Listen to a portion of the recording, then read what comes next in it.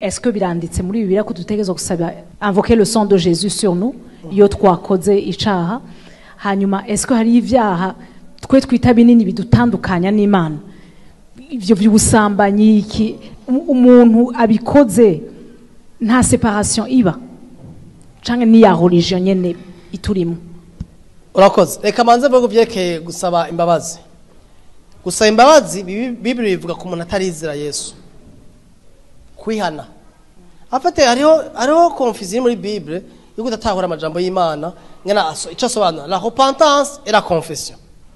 kwihana bisigura ni metanoia mu kigiriki nako ndagena muri direction ndahindukiye iyo umuntu avutse ubwa kabiri abakoze repentance metanoia yariko aragenda mu nzira y'urupfu y'abanyabyaha aratahuye ko umunyabyaha arasabye Yesu aze mu mutima wiwe amubabarira ibyaha byiwe niko actes des apôtres yigisha hamahindukire iyo ni repentance ni kwihana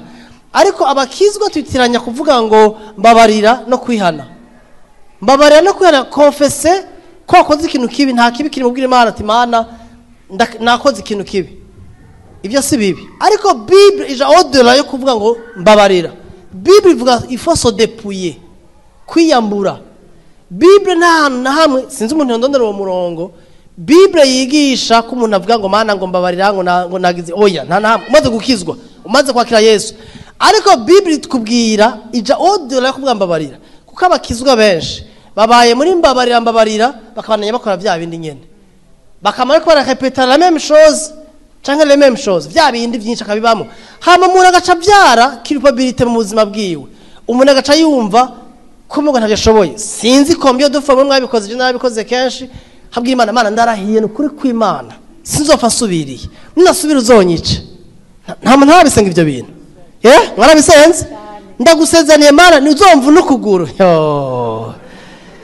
umviza nihera n'amasasha nk'umuzi ugacubisubira ugacusubira Mana mbabarira ugacujya upfuka mugasenga ukarira ugaca kwisonzesha ukaba wa muntu ari gucya zuguru bya bindi nyene ariko umaze kwakira message y'ubutumwa bwiza bwa Kristo utareza ko wabariwe atagura ubandanye muri bya bindi kugira ubyiyambure biri tubwira ngo ubuntu bw'Imana butwigisha kwiyambura so dépouiller nico ubuntu bw'Imana butwigisha kwiyambura ubusambanyi kwiyambura kwiba kwiyambura inzigo kwiyambura amacakubiri kwiyambura ibintu byose bibi kubyiyambura mugara problem ngiya hiri umuntu aca yibaza ko invoke guhamagara amaraso ya Kristo agiye muza kumutuma kubiheba no Bibiliya tubwira yuko umuntu kugira yambure ikintu kibi aciyamburisha mpemu yera somera Romains 8 verset 13 Romains 8 verset 13 nta kindi kintu gushoboza kwidepuye ikintu kibi cyaco cyose kikiba mu mubiri wawe kuko esprit yawe irera esprit yawe iragororotse challenge iracaye muri ame yacu nta handi au niveau de ton esprit umwana w'Imana warababariwe passé présent futur kahise kwawe karavuyeho kubura umugororotse impemu yawe nicumura ton esprit no pêche pour ko Bible yigisha muri 1 Jean esprit yawe nicumura ariko turacafise défi muri ame no mu mibiri yacu aho rero niho Bible tubwira kwiyambura amarcha selon l'esprit kugira uwindani ashaka ku influence muri ame yacu aha twese turafise mental health issues ndabashaka yemwe hari abantu ngambo z'ibintu byabo turafise mental health issues ngaho turafise ibibazo muri ame zacu niyo challenge ufise ariko au niveau total urumugororotsi Imana ikuravye urumunatacho wagirizwa warabariwe pour toujours wacumwe ati none nkozi cyaho bunyene naho nce ntakaza relationship yanje no ntushaka gutakaza relationship yawe n'Imana kuko no mu Kirundi bavuga ngo gito gitabwa hehe gitabwa iwabo mwebwe mukunda abana banyu gusumba Imana ninda akunda akundana gusumba Imana iyo Mana yo cigute ko abana abavyeyi bacu jewe amakosa nakoreye abavyeyi amakosa nakoreye abavyeyi banje baba bari kuba baramvumye narangaye ariko ntibigeze bamvuma ndacibwa nk'umunsi gihe kimwe namaze iminsi ntari muhira namaze 1 week nibereye mu bwiza kugiye 10 ndibaza ariyo ndi nzazigenda nazigitoro muri 97 nari mu adolescence mutonya hanyuma mbwa nk'abafise umukopine twabana muri quartier kumugoroba ndagenda kumuraba muri quartier kumugoroba umukopine wanje hanyuma umunsi umwe rero mugabo inzara irankubita ndi muhira ndi hafi ko twarabana hafi inzara irankubita nja muhira mu gikoni mbwira umukozi bana ngaburira mbiyo ngende hanyuma agende mu gikoni singira papa aje muri frigo kuraba akayeri cadukutana ndiko ndanyarutsa atarambwira ngo mwana ngo tekana ngo habwe ngo muri saza nakayeri kawe ingo wicaye dusangiye ashangurira akayeri candicara turaganira arambwira turabona hariko nza gusanga hari umutipe yari yivye muri quartier yagiye muri quartier ko babanya arabomora ari ibi bintu byo mu nzu bacavuga ngo wanje ngo yarahunze iwabo ntakibi wabo ni waje kwiba mu ijoro ukari ngo twamutumubona ku mugoroba yaje kuraba mukopine agashataha ugati imizigo rero niwe yayiriye hanyuma parambwa ati rero ngaba ko muzuzuna aje kurundana na police guma ngaha mugaba enquête ko nagice ngba muhira enquête zirakogwa basanga si jewe none iyo ba papa tankunda yagushambwira ngo he cagipfu genda ntuzongarukireho none wibaza ko iyo mana yadutangiye Kristo tukunda abana bacu gusumba Imana. I don't think so. Urukundo niyo challenge dufise gutahura ko twababariwe rero ntututakaza icuri koko ngaha twese uyu munsi ngaha twicaye ngaha twese turi ngaha twari kuba twatakaje horasyo kuko hari ibintu bibi mwakoze hari ibintu mwiyumviriye twicaye hanyene bibi mwicaye ngibibi ngaha ntitugenda nishavu n'inzigo mu mitima y'abantu tukanka abantu banaka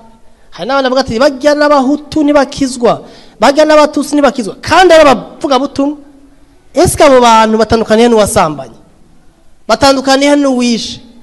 urumva yuko tugiye duhagarara mu bintu twakoze horaso yacu ihagara ku byo twakoze gusumba ico Yesu yakoze Imana ishimwe cyane rero twarababariwe ariko ntitubabarirwa bwa tubandanye muri bwa buzima bubi rero kwidepuya nico Bible yigisha so dépouiller soma verset Romains 8:13. Car si vous vivez à la manière de l'homme livré à lui-même, vous mourrez. Mais si par l'esprit vous faites mourir les actes mauvais que vous accomplissez dans votre corps, vous vivrez. Dans votre corps, niba avuze muri esprit yanyu, ayo acte mauvais ari hehe muri corps. Le péché qui habite nos membres. Niko Romains 7 yigisha. Rero twarababariwe une fois pour toutes ni garantisa agakiza kacu kibe bidashira. Atari uko naho agakiza ne kazoba karakubuntu kazoba rakibikogwa kaba yakibikogwa nta muntu numwe ashobora kuja mu ijuru muri mwebwe icomprendre Michel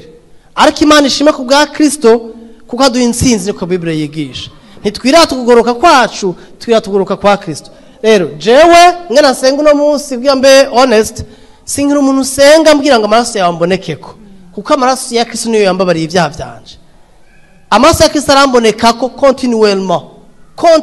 pana rimwe continuellement igihe cyose kuko Yesu yarambabariye narayizeye nakijwe n'amaraso ya Kristo n'ubuzima bwiwe la vie de Christ m'a sauvé niko Bible yigisha et son sang m'a sanctifié narajwe n'amaraso ya Kristo une fois pour toutes hari n'abantu baja au-delà y'ijambo ry'Imana bagasengera amaraso ya Kristo kunjya injya imiduga ibirato amazu mufashe voyage amaraso yaboneke kunjya zacu bene data amaraso ya Kristo ntiyameretse kubwinjya yameretse kubwicaha allo nimba baramusanga ivyo bintu no musi mutahe mwahinduye ivyo bintu samasengesho biblique nta verse nimwe ivyigisha entreta I can challenge umuntu kunyeka verse bivuga nta yihari mugabo Bible yatubwira gushimira ivyo kurya muri 1 Timothée chapitre 4 verset 4 yatubwira ngana dukwiye gushima ivyo kurya ko ngo babihezagiye n'ijambo ryo gushima no gukenguruka urumva amaraso yameretse kubw'amazu yameretse kubw'imiduga yameretse kubwanje na wewe kandi yameretse ngo twikira ibyaha byacu yameretse ngo akure yicaca bari mu isi Yesu ntiyaje gukora ivyo Moise yatanguye yaje kurangiza ivyo Moise byamunaniye